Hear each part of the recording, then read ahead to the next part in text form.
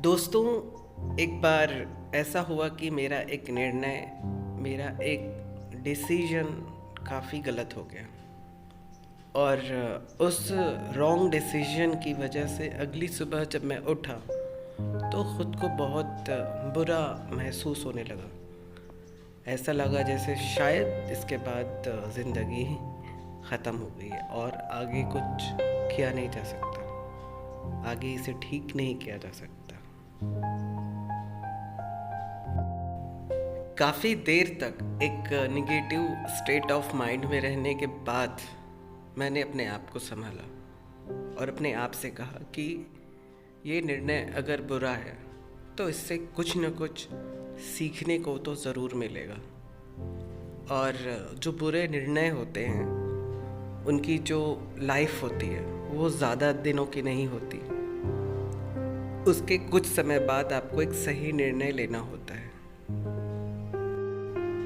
अभी तो और ज़िंदगी बाकी है, अभी ऐसे और डिसीजन लेने हैं और ये ज़िंदगी ख़त्म नहीं हुई है इस रॉन्ग डिसीजन के साथ।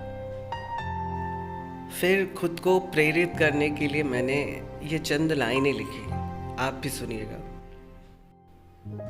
जो निकले नहीं घर से कभी वो मुसाफिर हम तो नहीं, जिन्होंने की ही नहीं कोशिशें वो राही हम तो नहीं।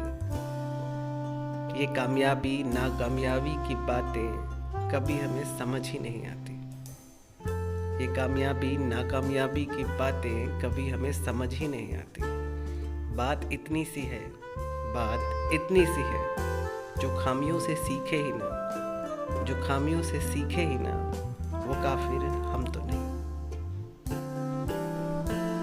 दोस्तों, ये इतनी सी बात ही मुझे आपसे कहनी थी कि ये ज़िंदगी है, यहाँ पे आपके साथ अच्छा भी होगा, बुरा भी होगा और आपको उनसे सीखना भी होगा। और ये जो सीखने का जो दृष्टिकोण है, ये नज़रिया है या कहें ये जो एटीट्यूड है, ये ऐसे नहीं आने वाला। दोस्तों, एक अच्छे निर्णय लेने के लिए सबसे ज़्यादा ज़रूरी होता है एक शांत दिमाग और वो नज़र, जो नज़र केवल आज के फ़ायदे को ना सोचे, वो नज़र जो आने वाले कल का फ़ायदा देखे। और दोस्तों, ये जो नज़र है या कहें ये जो दृष्टिकोण है वो किसी इंसान के अंदर तभी आता है जब उसके अंदर अनुभव बहुत ज़्यादा हो। अनुभव केवल अपने गलतियों से सीखने का ही नहीं, वरन औरों की गलतियों से भी सीखने का हो।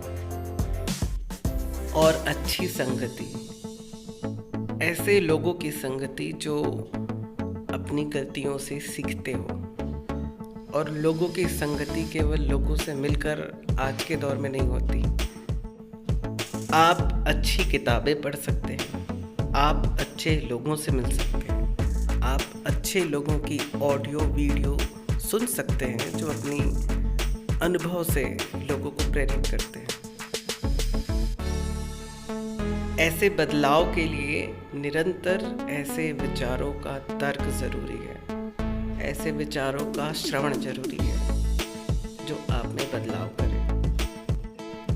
थोड़ा सा एकांत में बैठकर उनकी हुई गलतियों पे सोचना ज़रूरी है और उसका समाधान ढूंढना बहुत ज़रूरी है। जब तक आप उन चीज़ों के बारे में चिंतन नहीं करते और उसके फ़ायदे नुकसान के बारे में नहीं सोचते, तब तक आप उस समस्या से नहीं उबर पाते।